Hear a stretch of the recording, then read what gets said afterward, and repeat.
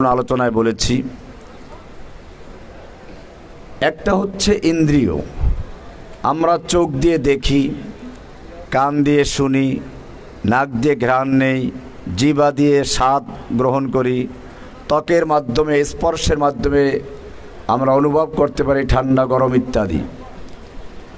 এগুলো হচ্ছে ইন্দ্রিয়ের সাহায্যে এলেম অর্জন করা। ইন্দ্রিয়ের এলেম যেখানে শেষ হয়ে যায় সেখান থেকে শুরু হয় দ্বিতীয় আলায়ে এলম, সেটা হচ্ছে আকল, জ্ঞান, বিবেক। এবং এটা মারাত্মক কারখানা। আপনি দেখবেন চোখের আলোচনা করতে গিয়ে আল্লাহ তাআলা বলেছেন আল্লাহু ইয়ালামু মা তাসনাউন। সানা মানে হচ্ছে কারখানা, যেখানে ফ্যাক্টরিতে বিভিন্ন মাল তৈরি হয়। বিশেষ করে বড় বড় শিল্প প্রতিষ্ঠানের যে কারখানাগুলো আছে ওগুলোকে মাসনা বলা হয়। আরব দেশে যারা চাকরি করেছেন তারা জানেন প্রত্যেকটা শহরে একটা সানাইয়া, মাসানে, অর্থাৎ যেখানে কারখানাগুলো থাকে ওই এলাকার নাম হয়, আমাদের দেশে যেমন শিল্পাঞ্চল, আরবিতে বলা হয় সানাইয়া। আল্লাহ এখানে আল্লাহু ইয়ালামু মা তাসনাউন, তোমাদের সানাআত সম্পর্কে আল্লাহ জানেন। তো মাথার মধ্যে কি কারখানা আছে নাকি? কোনো ফ্যাক্টরি আছে? হ্যাঁ আছে, আল্লাহ ভুল বলেন নাই। আপনি মনে করুন, যুবকরা যেহেতু বেশি, উদাহরণটা ওইভাবেই দেই। রাস্তার একটা সুন্দরী মেয়েকে দেখলো, চোখের কাজ শুধুমাত্র দেখা, সে দেখে মাথার মধ্যে সেট করে দিয়েছে, আর তার কোনো কাজ আছে? তার কাজ ওখানে শেষ হয়ে গেছে। এখন বাকি কাজটা করে কে? আকল। সে চিন্তা করে মেয়েটাকে নিয়ে কেমনে পাওয়া যায়, কই থাকে, ওকে কেমনে কথা বলা যায়, এরপরে চিঠি লেখা, তারপরে যোগাযোগ করা, সব কিছু করে কে? তাহলে এই যে প্রক্রিয়াজাত, এই সবগুলো করে আকল। এ কারণেই আল্লাহ তাআলা বলেছেন আল্লাহু ইয়ালামু মা তাসনাউন, আল্লাহ তাআলা জানেন তোমাদের কারখানায় কি তৈরি হয়। তাহলে আমি যেটা বললাম যে এলেম অর্জনের দ্বিতীয় মাধ্যম কি? আকল। দ্বিতীয় মাধ্যম কি? প্রথম মাধ্যমটা কি? হাওয়াস, ইন্দ্রিয়। দ্বিতীয় মাধ্যম কি? প্রথম মাধ্যমের কাজ যেখানে শেষ হয়ে যায় সেখান থেকে শুরু হয় দ্বিতীয় মাধ্যমের কাজ। এটা ক্লিয়ার? জাগতিক শিক্ষায় শিক্ষিত যারা বা জাগতিক বিষয় নিয়ে চিন্তা করে যারা, তারা এ পর্যন্তই শেষ। এ কারণে তারা কেউ নিজেদেরকে বানরের বাচ্চা মনে করে, কেউ শিম্পাজির বাচ্চা মনে করে, কেউ ইঁদুরের বাচ্চা মনে করে। এগুলো করবে ওরা, যেহেতু ওদের এ পর্যন্তই শেষ। এলেম অর্জনের তৃতীয় আর একটা মাধ্যম আছে। আকল এবং জ্ঞান বা বিবেক বুদ্ধির দৌরত্ব যেখানে শেষ হয়ে যায় সেখান থেকে ওহীর ধারা শুরু হয়। কি শুরু হয়? এই ওহীর যে ইলম, এটা যাদের আছে কেবলমাত্র তারাই স্রষ্টার সন্ধান পায়। এ কারণে কোরআনকে বলা হয়েছে নূর। কি বলা হয়েছে? নূর মানে কি? আলো। আলো কেন? আপনি মনে করুন চোখ দিয়ে দেখতে হলে আলোর প্রয়োজন আছে। চোখের পাওয়ার যত ভালো থাকুক, এখন যদি বাতিটা নিভে যায় তাহলে একজন আর একজনের এই নূরানি চেহারা দেখতে পাবো? নিজেকেই তো দেখতে পাবো না। তাহলে বোঝা গেল চোখ থাকলেই কেবল দেখা যায় না, দেখার জন্য কি প্রয়োজন? আলোর প্রয়োজন। ঠিক এরকম ভাবে বিবেক, বুদ্ধি, আকল, বিজ্ঞানী, জ্ঞানের এত বোঝা বহন করে, নাম হয়ে গেছে বিজ্ঞানী, কিন্তু তাদের চোখের সামনে যদি কোরআনের আলো না থাকে তাহলে ওটার কোনো মূল্য নেই, সে অন্ধ। সে কি?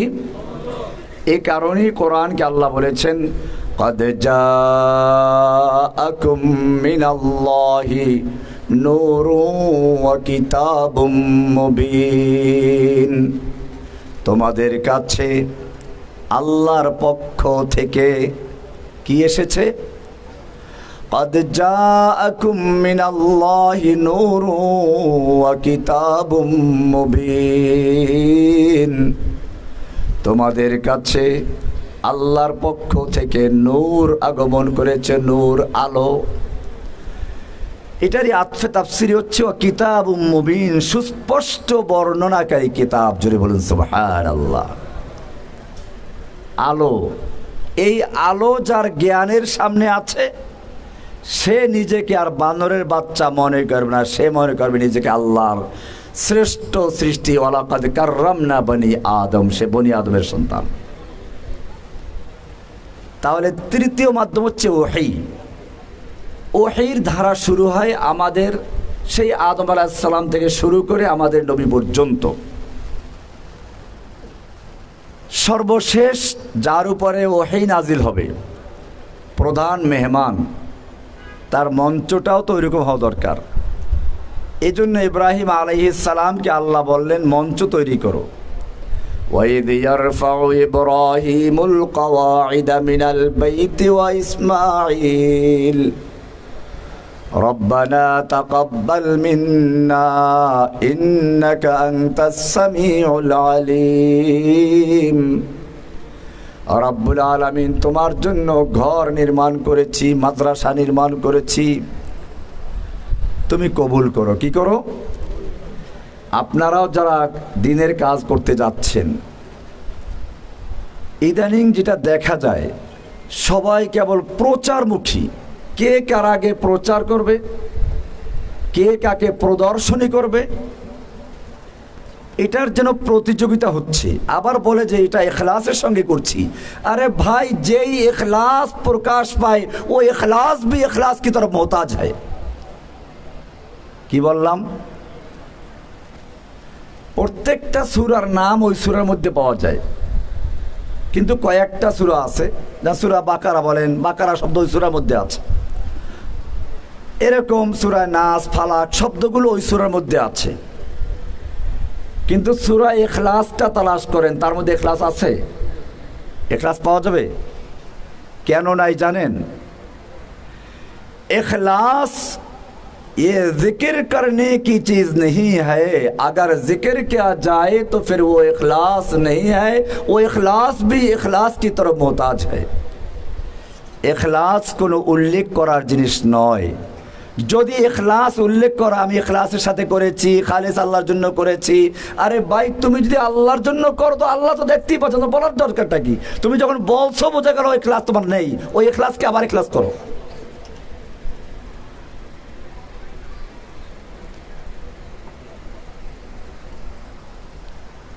ওহী, ইব্রাহিম আলাইহিস সালাম দোয়া করলেন রব্বানা তাকাব্বাল মিন্না ইন্নাকা আনতাস সামিউল আলিম। এটা আপনাদের বিশেষ করে দায়ী যারা প্রত্যেকের খেয়াল রাখতে হবে। আল্লাহর কাছে রাতের বেলায় কেঁদে কেঁদে বলতে হবে যে আল্লাহ আমি যা করছি তুমি মেহেরবানি করে কবুল করো। এটা আমাদের জাতির পিতা ইব্রাহিম আলাইহিস সালাম শিখিয়েছেন। 2 নাম্বার, আপনার মাধ্যমে অনেকে দাওয়াত পাচ্ছে, দিনের পথে চলে আসছে, আপনি নিজে ঠিকমতো আমল করেন না। এটা যাতে না হয় এজন্য আমাদের জাতির পিতা 2 নাম্বার দোয়া করেছেন, রব্বানা ওয়াজআলনা মুসলিমাইন লাকা ওয়া মিন যুররিয়্যাতিনা উম্মাতাম মুসলিমাতাল লাক ওয়া আরিনা মানাসিকানা ওয়া তুব আলাইনা ইন্নাকা আনতাত তাওয়াবুর রহিম। রব্বুল আলামিন পিতা পুত্র মিলে তোমার ঘর তৈরি করছি, তোমার মাদ্রাসা তৈরি করছি, কবুল হয়ে গেল, কিন্তু আমরা কপাল পোড়া নিজেরা কবুল হলাম না, এমনটা যেন না হয়। রব্বানা ওয়াজআলনা মুসলিমাইন লাকা ওয়া মিন যুররিয়্যাতিনা উম্মাতাম মুসলিমাতাল লাক। আমাদের দুজনকে এবং আমাদের পরবর্তী প্রজন্মকে, আমাদের সন্তানদেরকে তোমার আনুগত্যশীল হয়ে থাকার জন্য কবুল করো। 3 নম্বর দোয়া করলেন, মাদ্রাসা হলো, মসজিদ হলো, ইমাম নাই। রব্বানা ওয়াবআস ফীহিম রাসূলাম মিনহুম ইয়াতলু আলাইহিম আয়াতিকা ওয়া ইউআল্লিমুহুমুল কিতাবা ওয়াল হিকমা। তোমার জন্য মসজিদ তৈরি করেছি, মাদ্রাসা তৈরি করেছি, এখন শিক্ষকের প্রয়োজন, তুমি শিক্ষক দান করো। ওয়াবাস ফিহিম রাসূলাম মিনহুম, তাদের মধ্যে একজন রসুল দাও তাদের থেকেই। এখানে কি কাজ করবেন? ওয়ায়ুআল্লিমুহুমুল কিতাবা ওয়াল হিকমা ইয়াতলু আলাইহিম আয়াতিক, যিনি আপনার আয়াত তেলাওয়াত করে করে আমার এই মসজিদকে, মাদ্রাসাকে, খানায় কাবার দরদেওয়ারকে আবাদ করবেন। এক নাম্বার কাজ কি? ইয়াতলু আলাইহিম আয়াতিক, আপনার আয়াতকে তেলাওয়াত করবে। সুতরাং বোঝা গেল তেলাওয়াত একটা স্বতন্ত্র কাজ। দুর্ভাগ্য এখানে অনেক ছেলে পেলে আছে আমার লেকচারও শুনে, অন্যদের লেকচারও শুনে, আমাদের সুরে কথা বলে, কিন্তু সব ব্যাপারে আমাদের সাথে মিল নয়। এমনও বহু লোক আছে যারা বলে না বুঝে কোরআন পড়লে কোনো সওয়াব নেই। এটা কি আমি কখনো বলেছি? আমার কোনো লেকচারে আছে? আমি এখান থেকে স্পষ্ট বলতে চাই, আমাকে যারা ভালোবাসো, বুঝে শুনে ভালোবাসো, স্পষ্ট বলি, কোরআন যদি না বুঝেও কেউ পড়ে সেও তেলাওয়াতের সওয়াব পাবে। এই আয়াত তার প্রমাণ। ইয়াতলু আলাইহিম আয়াতিক, এমন একজন রসুল পাঠাও যিনি তোমার আয়াতকে তেলাওয়াত করবেন। এটা প্রথম কাজ। বোঝা গেল তেলাওয়াত করলে সওয়াব পাওয়া যাবে। আল্লাহর রাসূল সাল্লাল্লাহু আলাইহি ওয়াসাল্লাম উদাহরণ দিয়েছেন, যে ব্যক্তি কোরআনের একটা হরফ পড়বে তার 10টা নেকি। উদাহরণ দিয়েছেন, এমন একটা উদাহরণ যে ওইটার অর্থ তুমি এমনিই জানো না। লা আকুলু আলিফ লাম মিম হারফুন, আমি বলছি না আলিফ লাম মিম তিনটা মিলে একটা হরফ, বাল আলিফুন হরফুন লামুন হরফুন মিমুন হরফুন। আলিফ একটা হরফ, লাম একটা হরফ, মিম একটা হরফ। অর্থ বলো কি আছে? এর কোন অর্থ আছে? তাহলে আল্লাহর নবী উদাহরণ দিলেন যে শব্দটা দিয়ে, হাদিসের অংশ দিয়ে, ওই শব্দর মধ্যেই তো অর্থ বোঝা যায় না, এমন শব্দ দিয়ে ব্যবহার করছেন। এতেও বুঝিয়ে দিলেন যে যদি কোনো ব্যক্তি না বুঝেও তেলাওয়াত করে সেও সওয়াব পাবে। যাক, অন্য প্রসঙ্গে চলে গেছি। ইয়াতলু আলাইহিম আয়াতিক, যিনি আপনার আয়াতগুলো তেলাওয়াত করে করে এই কাবাকে আবাদ করবে, আমার সন্তানদেরকে শিক্ষা দিবে। ওয়ায়ুআল্লিমুহুমুল কিতাবা ওয়াল হিকমা, এবং তাদেরকে কিতাব ও হিকমতের তালিম দিবে। কি করবে? তাহলে তালিম দ্বিতীয় আরেকটা কাজ। তাহলে তালিমেরও গুরুত্ব আছে। আমি বলছি না আমার এ কথা যে না বুঝেই সারা জীবন পড়বে। আরে ভাই, বুঝে পড়তে হবে, শিখতে হবে। তার মানে এই নয় যে না বুঝে পড়লে অর্থ, না বুঝে পড়লে কোনো সওয়াব পাবে না। আমি সেটা বলার জন্য বলছি, বুঝতে হবে, সেটা সামনে আছে।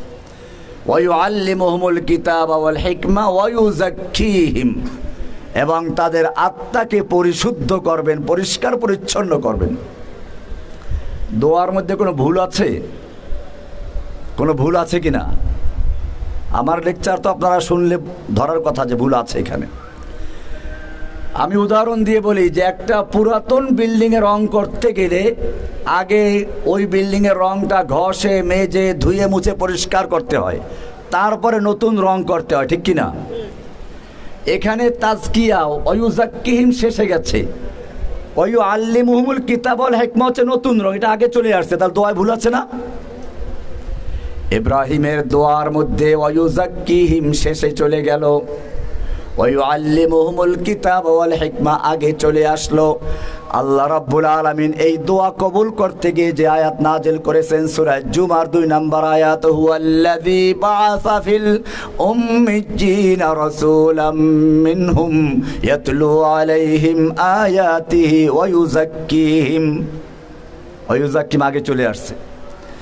হুয়াল্লাযী বাআসা ফিল উম্মিয়্যিনা রাসূলাম মিনহুম ইয়াতলু আলাইহিম আয়াতিহি, আল্লাহ যিনি রাসূল প্রেরণ করেছেন উম্মীদের মধ্যে, তাদের ভিতর থেকে একজন যার কাজ হচ্ছে ইয়াতলু আলাইহিম আয়াতি, আমার বান্দাদের সামনে আল্লাহর আয়াতকে তেলাওয়াত করবেন, তেলাওয়াত করে করে ওয়ায়ুযাক্কিহিম, তাদের আত্মাকে সমস্ত শিরিক বেদাত এবং সমস্ত গুনাহের কাজগুলো থেকে পরিষ্কার পরিচ্ছন্ন করবেন।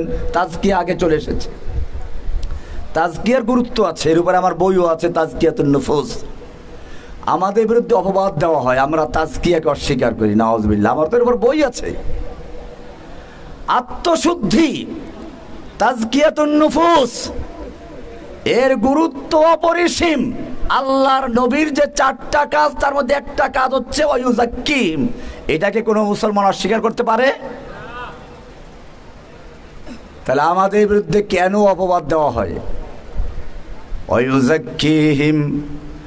তবে তাজকিয়াটা হবে কিসের মাধ্যমে সেটা উল্লেখ করা আছে। আপনার আয়াত তেলাওয়াত করে করে কোরআনের রাতের মাধ্যমে ঘষে ঘষে মনের ভিতরে যত রকমের শিরিক বিদআত আর পাপ পঙ্কিলতা আছে সবগুলো পরিষ্কার করার জন্য কোনো বুজুর্গের ফু দিয়ে নয়, তাওয়াজ্জু দিয়ে নয়, রাতটা হবে কোরআনের আয়াত দেখে দিয়ে।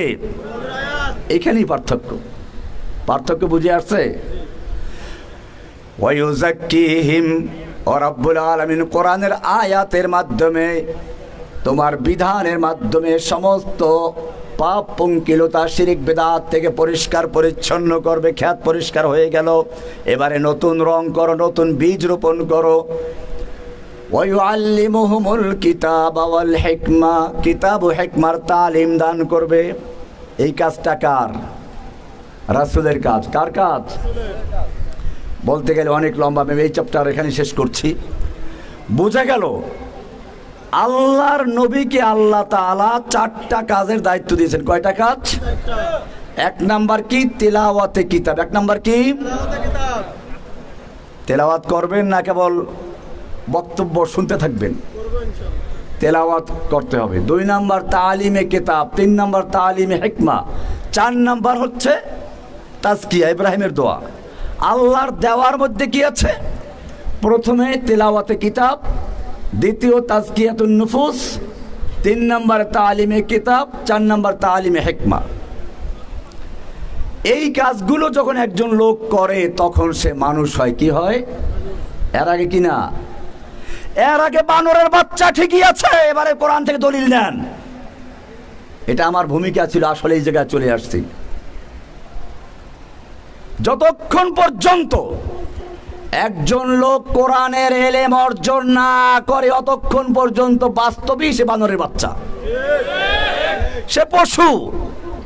দেখেন না, এজন্য ঢাকা বিশ্ববিদ্যালয়ের থেকে যখন পহেলা বৈশাখে মিছিল বের হয়, কিসের মুখোশ পরে? ভুতুম, বাঘ, ভল্লুক, যত হিংস্র পশু আছে।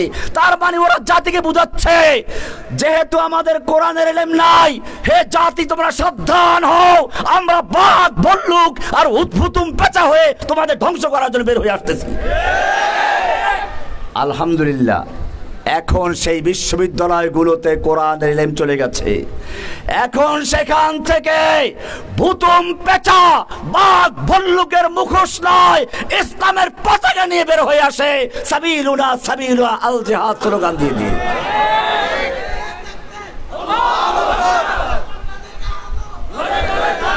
এবারে কোরআনে দলিল নেন। আমি যেটা বললাম যে আসলে কোন জায়গায় রহস্যটা আছে। আর রহমান সূরা মুখস্থ আছে না? কোরআন বুঝে শুনে পড়বেন। আর রহমান আল্লাহর নাম।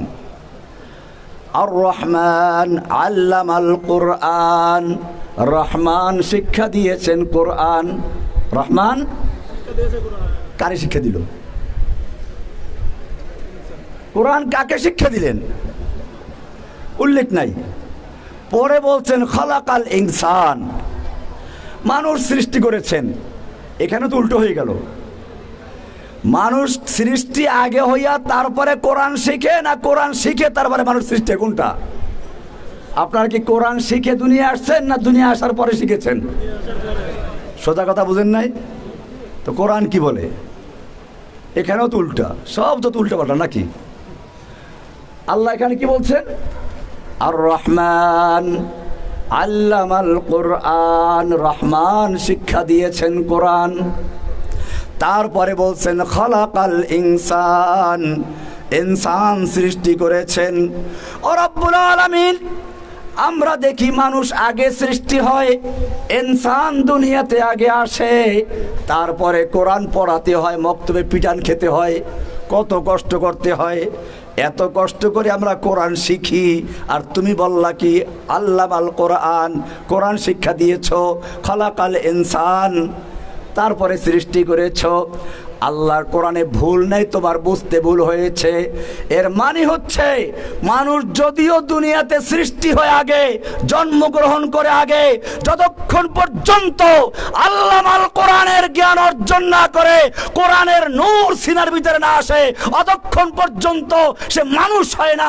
সে বাঘ হয়, ভল্লুক হয়, বুতুম হয়, পেঁচা হয়, মানুষ হয় না। সেজন্য আল্লাহ তাআলা বলেছেন আল্লামাল কোরআন আগে, তারপরে খলাকাল ইনসান।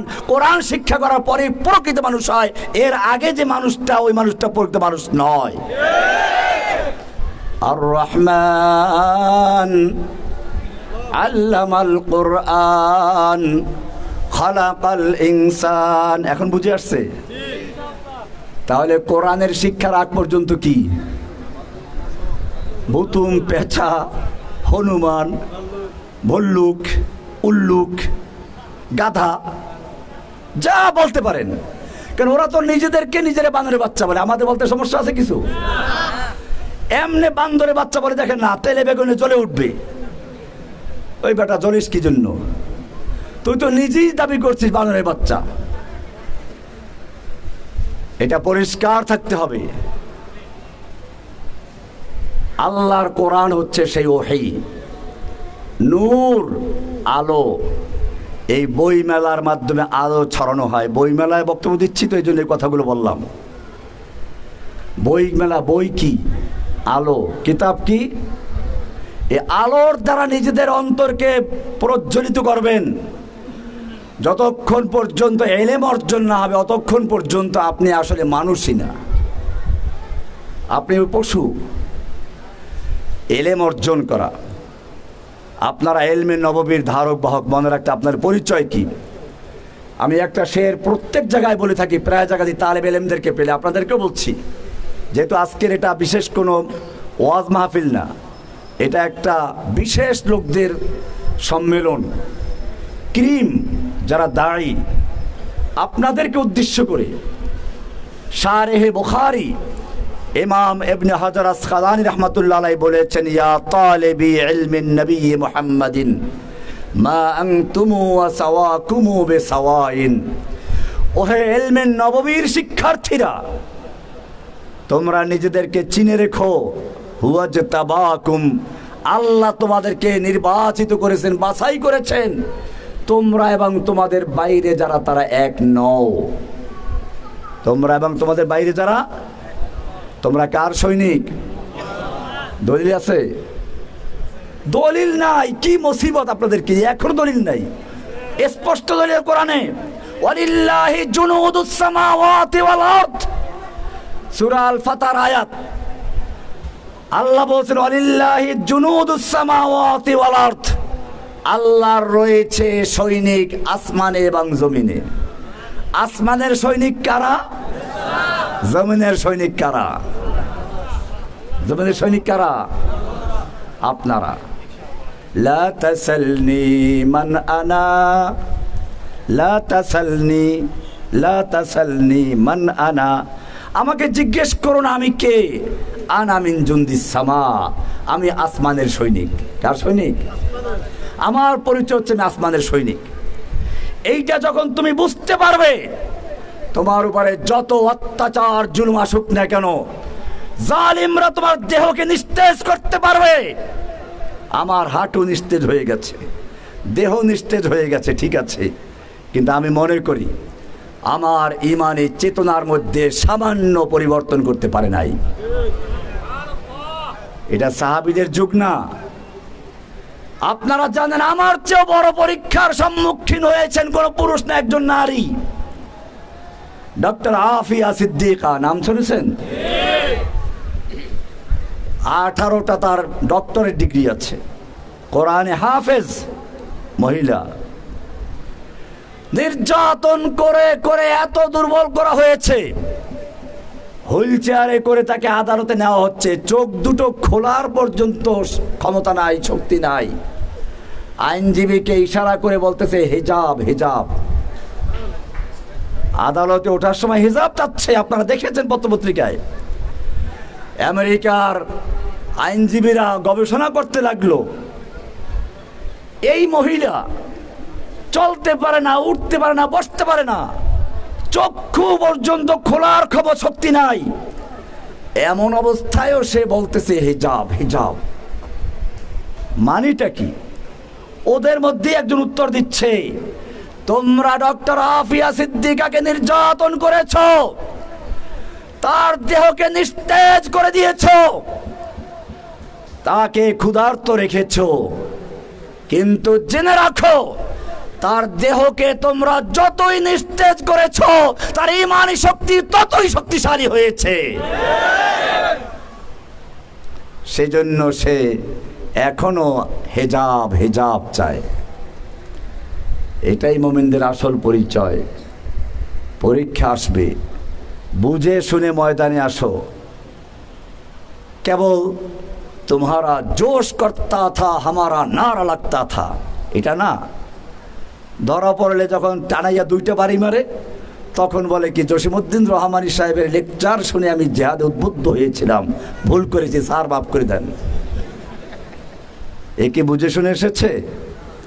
একটু আগে আমাদের এই ভাইরা ছিল, বলতেছিলাম সূরা ইউসুফের শেষ পৃষ্ঠার আয়াত, কুল হাযিহি সাবিলি আদউ ইলাল্লাহ আলা বাসীরা আলা আনা ওয়া মান ইত্তাবানি। আল্লাহ তাআলা বলছেন তার রাসূলকে, বল আপনি স্পষ্ট জানিয়ে দিন আপনার উম্মতদেরকে, আপনার উম্মতদেরকে জানিয়ে দিন যারা আপনার পথে আসতে চায় তারা যেন বুঝে শুনে আসে, আন্দাজে না আসে। হাদিহি সাবিলি, এটাই হচ্ছে আমার রাস্তা। কি সেটা? আদউ ইলাল্লাহ, আমি ডাকি আল্লাহর দিকে। কার দিকে ডাকবো? কার দিকে? না কোনো পীরের মুরিদ হওয়ার জন্য, না কোনো দলের দিকে সদস্য হওয়ার জন্য। দল করা না জায়েজ না, ওটা ভিন্ন বিষয়। কিন্তু এখানে কি বলা হচ্ছে? দাওয়াত হবে কার দিকে? আপনি দেখবেন মানুষের মধ্যে প্রবণতা থাকে কেমনে মুরিদ বানাবে। প্রত্যেকটা পীরের মুরিদদের বড় টার্গেট যে একজন টাকাওয়ালাকে কেমনে মুরিদ বানানো যায়, এর পিছনে লেগে থাকে। দাওয়াত কি এটা?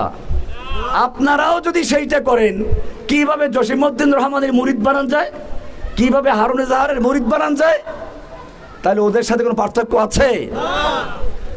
আমাদের দাওয়াতের মূল বক্তব্য হচ্ছে, আপনি ভালো করে বুঝুন, জসিমউদ্দিন রহমানী, হারুন ইজহাররা যেই সূত্র থেকে দাওয়াত দেয়, আপনি ওই সূত্র থেকে কোরআন হাদিস উল্লেখ করে দাওয়াত দেন।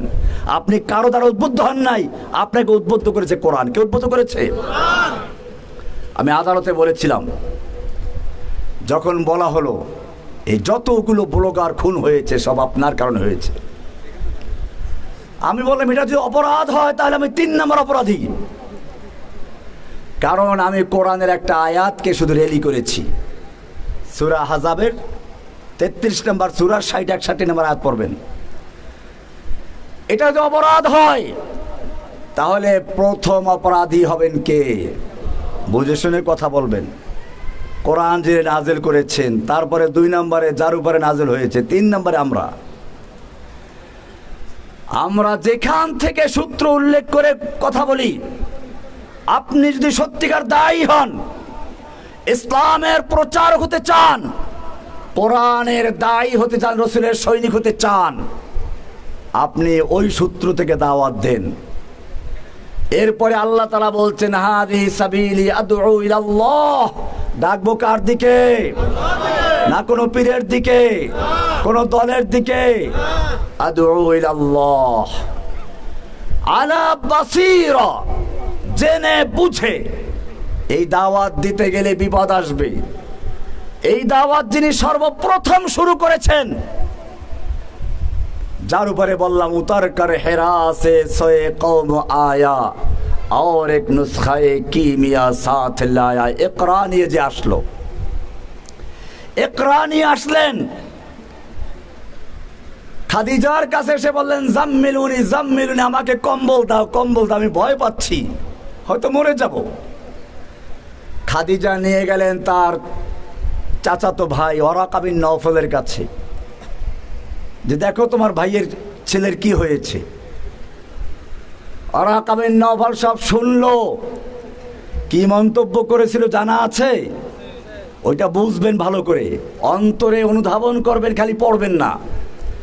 সেখানে বলেছিল, হাদান নামুস, এ হচ্ছে সেই জিব্রাইল ফেরেশতা যে মুসার কাছে আসতো।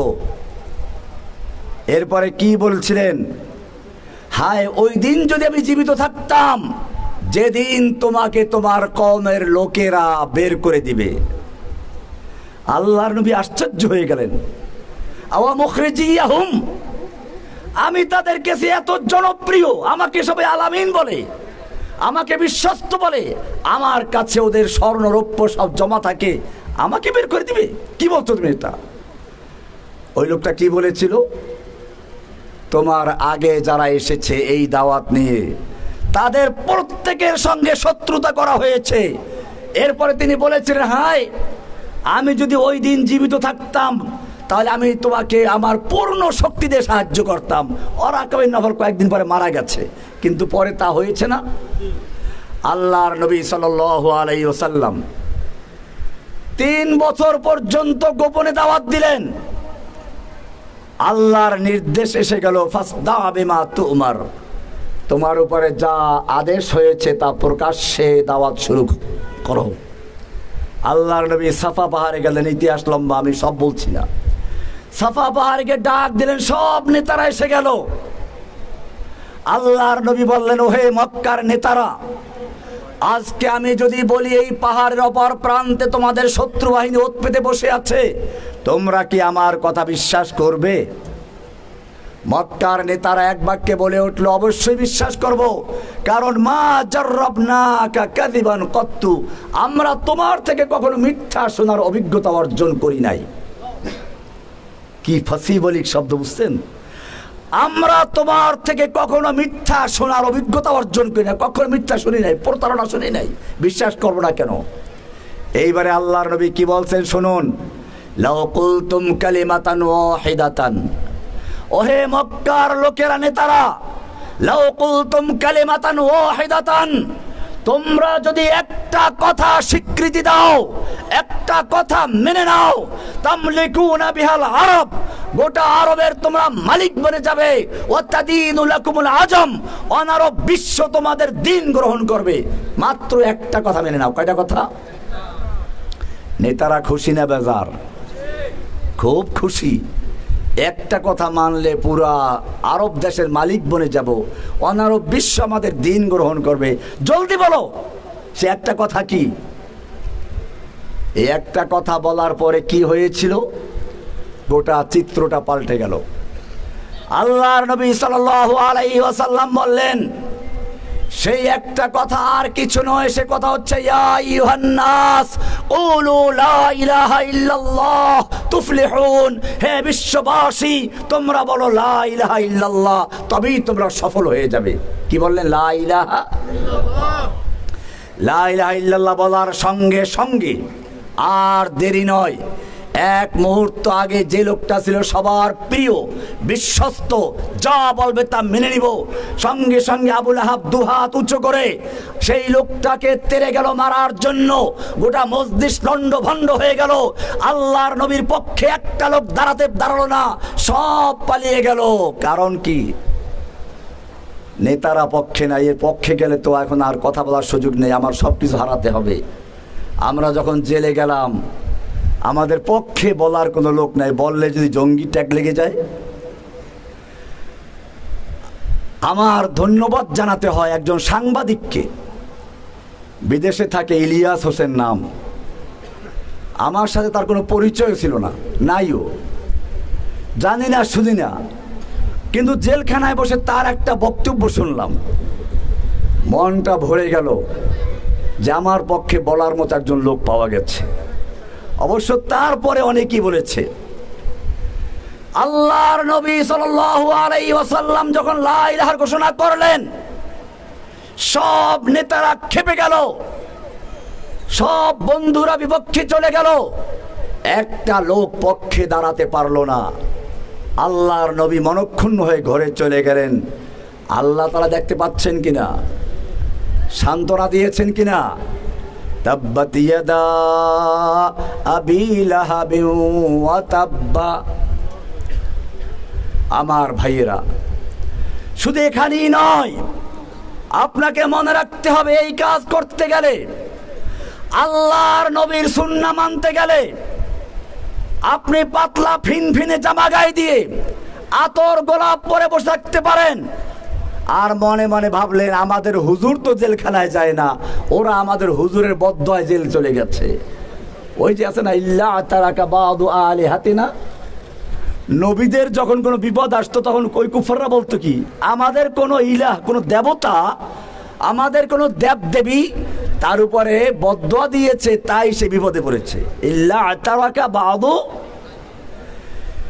জেনে রাখো তোমার আমার চেয়ে আল্লাহর নবীর চেহারা অনেক সুন্দর ছিল, তোমার আমার চেয়ে আল্লাহর নবীর ইবাদত বেশি ছিল, তোমার আমার চেয়ে আল্লাহর নবী আল্লাহর কাছে অনেক প্রিয় ছিল।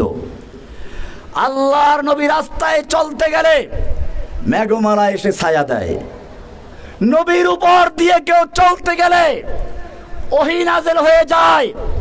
লা তুকদ্দিমু বাইনা ইয়াদাইল্লাহি ওয়া রাসূলিহি, খবরদার নবীর সামনে কেউ চলতে যেও না, নবীর চেয়ে জোরে কেউ কথা বলতে যেও না। নবীর চেয়ে আওয়াজ উঁচু হয়ে গেলে বলা হয় ইয়া আইয়ুহাল্লাযীনা আমানু লা তারফাউ আসওয়াতাকুম ফাওকা সাওতিন নাবিয়্যি ওয়া লা তাজহারু লাহু, খবরদার নবীর আওয়াজের চেয়ে জোরে কথা বলবি না, সব আমল বরবাদ হয়ে যাবে। কি ভালোবাসা দেখেছেন! শুধু এ পর্যন্তই নয়, নবী রাত ভর ইবাদত করছেন, কয় না এত দরকার নাই, ইয়া আইয়ুহাল মুযাম্মিল কুমিল লাইলা ইল্লা কালিলা নিসফাহু আও ইনকুস মিনহু কালিলা আও জিদ আলাইহি ওয়া রাত্তিলিল কুরআনা তারতিলা। আপনি ইবাদত করুন, রাতের কিছু অংশ ঘুমাতে থাকুন, অর্ধেক বা তার চেয়ে বেশি। আপনি যেমন সারা রাত্র ইবাদত করলে খুশি হন, আমি আল্লাহ আপনাকে কিছুক্ষণ ঘুমান্ত দেখলেও খুশি হই। জোরে বলুন সুবহানাল্লাহ। কি মায়া, কি ভালোবাসা, এত ভালোবাসা! এই নবীকে যখন তায়েফের ময়দানে পাথর মারা হচ্ছিল, আল্লাহ দেখতে পাচ্ছিলেন কিনা? আল্লাহর ফিরাবার ক্ষমতা ছিল কিনা? উহুদের ময়দানে যখন তীর মারা হলো, লোহার টুপি ভেঙে মাথায় ঢুকে গেল, আল্লাহ দেখতে পাচ্ছিলেন কিনা? আল্লাহর ফিরাবার ক্ষমতা ছিল কিনা? ফিরিয়েছিলেন। কেন ফিরান নাই? এখানেই পরীক্ষা রয়েছে। আল্লাহ তাআলা দেখালেন এই নবীর যত মর্যাদা, এই রমজান মাসের মর্যাদা, সব কিছু কোরআনের জন্য। কার জন্য? কোরআনের জন্য। কোরআনের চেয়ে বেশি না। নবীর মর্যাদা কার জন্য? যেহেতু শ্রেষ্ঠ কালামুল্লাহ কোরআন, আল্লাহর রাসূল উপর নাযিল হয়েছে, কোরআন শ্রেষ্ঠ। এই কোরআন যার উপরে নাযিল হয়েছে তিনিও সর্বশ্রেষ্ঠ। এই কারণে আল্লাহ তাআলা পরীক্ষা নিচ্ছেন যে না, যাতে করে কোনো পীর বুজুর্গ বলতে না পারে যাদের দোষ আছে তারা জেলে গেছে, আর যাদের দোষ নেই তারা জেলে যায় নাই। আল্লাহর নবীকে নির্যাতিত হতে হয়েছে, রক্ত দিতে হয়েছে। আল্লাহ তাআলা দেখিয়ে দিলেন নবীওয়ালা কাজ যারাই করতে যাবে, নবীর সুন্নাত যেই পালন করতে হবে, তাকে রক্তাক্ত হতে হবে, তাকে জেল জুলুম অত্যাচার সহ্য করতে হবে। এইবার পরীক্ষা দিয়ে যারা উত্তীর্ণ হবে তাদের সম্পর্কে আল্লাহ বলেছেন ওয়াইয ইবতালা ইব্রাহিম রাব্বুহু বিকালিমাতিন ফাতাম্মাহুন্না ক্বালা ইন্নী জাইলুকা লিন-নাসি ইমামা। পরীক্ষায় পাশ করো, আল্লাহ তোমাকে ইমাম বানিয়ে দিবেন। सबक पर फिर सदाकत का, अदालत का, शजाअत का लिया जाएगा काम तुझसे दुनिया के इमामत का। তোমাদের সেই কাজ করতে হবে। फिर तुझे एक बार करनी है जहां की रहबरी, उठ खुदा के नाम लेकर फिर आलम बुरदार बन। সুতরাং আলা বাসীরা, বুঝে শুনে আসো, না বুঝে এসো না। পরে ধরা পড়লে বলবা হারুন ইজাহার সাহেব বলেছেন তাই এসেছি শব্দ শোনার। না, তুমি ওনার জন্য, জসিমউদ্দিন রহমানির জন্য ময়দানে আসো নাই, তুমি এসেছো আল্লাহর জন্য, আল্লাহ রসুলের জন্য। এই চিন্তা করে যদি তুমি জেলখানায় যাও, জেলখানা তোমার জন্য জান্নাতের বাগিচা হয়ে যাবে। আমরা দেখেছি বছরকে বছর জেল খাটতেছে হাসি খুশি। আমি প্রথম যখন জেলে ঢুকি কিছু লোক দেখতে পেলাম আরো অনেক বছর আগের থেকে জেলে আছে, এক একজনের 100-200 বছর শাস্তি সাজা লেগে আছে, তারপরও হাসি খুশি। আমি জিজ্ঞেস করলাম তোমরা এত হাসি খুশি কিভাবে থাকো? কইতে শেখ আমরা বের হয়ে যাব। কেমনি বের হবি? হয়তো হেঁটে নইলে খাটে। কি বলেছেন? হয়তো হেঁটে নইলে খাটে। তার মানে তারা বুঝতেছে এই জেলখানায় আমাদের মৃত্যু হতে পারে, কিন্তু তারপরেও তাদের কোনো চিন্তা নেই, কোনো ভয় নেই। কারণ কি? डर नहीं है, खौफ नहीं है, जब खुदा रहमान है। আমি জেলে এসেছি কার জন্য? ইন্না সালাতি ওয়া নুসুকি ওয়া মাহইয়ায়া ওয়া মামাতি লিল্লাহি রাব্বিল আলামিন। আমার সালাত, আমার কুরবানি, আমার ত্যাগ, আমার জীবন, আমার মরণ সব কার জন্য? সব কার জন্য? আমি আমার স্ত্রীকে ভালোবাসবো কার জন্য? আমি আমার সন্তানকে ভালোবাসবো কার জন্য? আমি আমার মা বাপকে ভালোবাসবো কার জন্য? আমার আল্লাহ ভালোবাসতে বলেছেন, মা বাবার খেদমত করতে বলেছেন, তাই আল্লাহকে খুশি করার জন্য, আল্লাহর নির্দেশ পালন করার জন্য মা বাপকে খুশি করব। আমার স্ত্রীকে ভালোবাসবো কার জন্য? আল্লাহর নাম নিয়ে বিয়ে করেছি, আল্লাহকে সাক্ষী রেখে বিয়ে করেছি, আল্লাহর নির্দেশ পালন করেছি।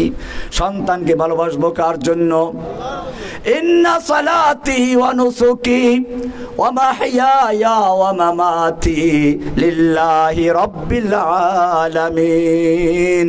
বলো আমার সালাত, আমার কুরবানি, আমার ত্যাগ, আমার জীবন, আমার মরণ সব কার জন্য? এইরকম কিছু লোকের প্রয়োজন আছে। আমি বলবো 2025 সালের মধ্যে আমাদের 5 লক্ষ দায়ী দরকার। কত? আর 2,30,000 সালে ইনশাল্লাহ 10 লাখ। কত লাখ? হারুন ইজাহার সাহেবের নেতৃত্বে আপনার নাম লাগবে। আমার নেতৃত্বে না, আমি নেতা না। আসলে আমি একটা লাইন দেখালাম, টার্গেট নিতে হবে এখন। কারণ এলোমেলো ভেড়া দিয়ে কোনো কাজ না। ভেড়ার পাল একটা বাড়ি মালে সব দৌড় দেয়, দেখেন নাই? লক্ষ লক্ষ জনতা ঢাকায় একাত্র হলো, রাতের বেলায় বাতি বন্ধ করে 3 দিক দিয়ে পিটান শুরু করলো, একদিক খোলা রাখলো, ভেড়ার পাল সব পালিয়ে গেল। এরকম পালাবেন আপনারা? এই মরনে ওয়ালোं के पीछे भगने वालों के आगे দরকার নাই। আমাদের দরকার যারা বলবে हम मरने वालों के आगे भगने वालों के पीछे। कदम बढ़ाओ शेर हमारे, हम तुम्हारे साथ हैं, आपके एक इशारे पर हम मरने को तैयार हैं, आपके एक इशारा पर हम। এই রকম লোকের দরকার, সেই লোকগুলোই আমরা চাচ্ছি। আমাদের লক্ষ লক্ষ লোকের দরকার নেই। লক্ষ লক্ষ লোক আমাদের সমাবেশে হাজির হোক, কোনো প্রয়োজন নেই। আমাদের দরকার ক্রিম। কি দরকার?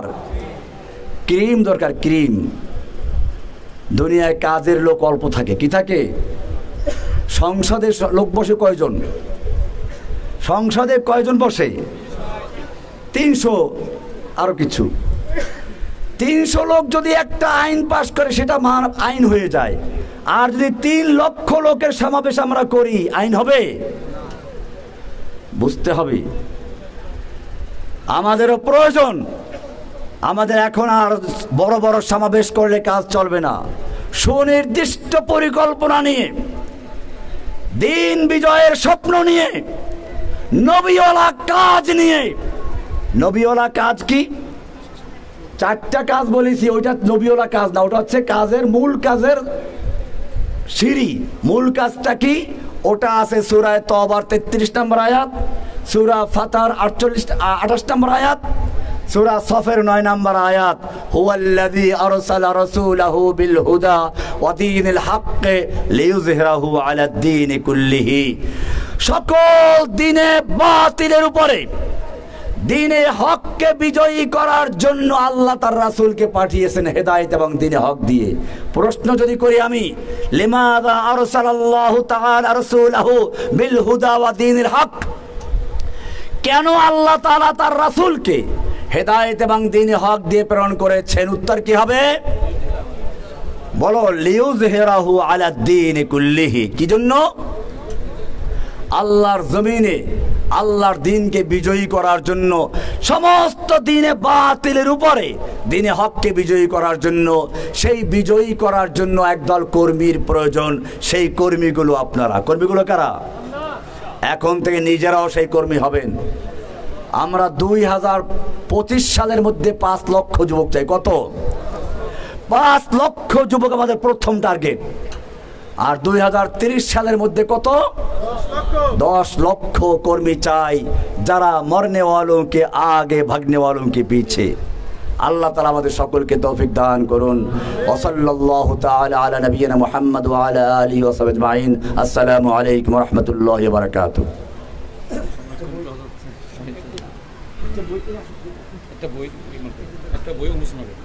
আচ্ছা আচ্ছা।